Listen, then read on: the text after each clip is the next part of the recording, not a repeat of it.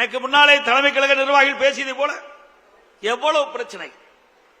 சட்டமன்றத்திலே பெரும்பான்மையை நிரூபிக்கின்ற பொழுது இருக்கின்ற மேடையிலே வீட்டிருக்கின்ற அமைச்சர் பெருமக்கள் அப்பொழுது அமைச்சராக இருந்தால் அந்த காட்சியெல்லாம் நாம் பார்த்தோம். அந்த தீர்மானம் நிறைவேற்றக்கூடாது என்பதற்கு நம்மோடு இருந்தவர்களே சில பேர் எதிரியோடு சேர்ந்து கைகோர்த்து ஒரு சோதனையை உருவாக்கினார்கள்.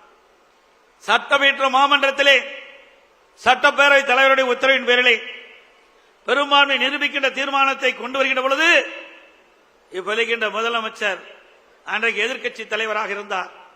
அவரும் அவரோடு சேர்ந்த சட்டமன்ற உறுப்பினர்களும் எப்படி நடந்து கொண்டார் என்பது தொலைக்காட்சியின் வாயிலாக நாம் அத்தனை பேரும் பார்த்தீர்கள். உங்களுடைய ஆதரவால் சட்டமன்ற உறுப்பினருடைய ஆதரவால் முதலமைச்சராக தேர்ந்தெடுக்கப்பட்டு அந்த தீர்மானத்தை நிறைவேற்றுகின்ற நிலையிலே என் மீது என்னுடைய மேஜையின் மீது ஏறி டான்ஸ் ஆடுறாங்க திமுக எம்எல்ஏ.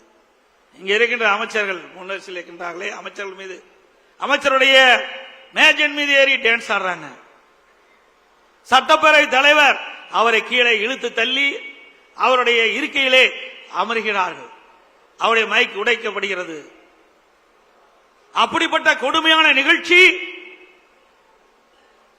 ஏற்படுத்தியவர் இன்றைய முதலமைச்சர் திரு ஸ்டாலின் அவர்கள்.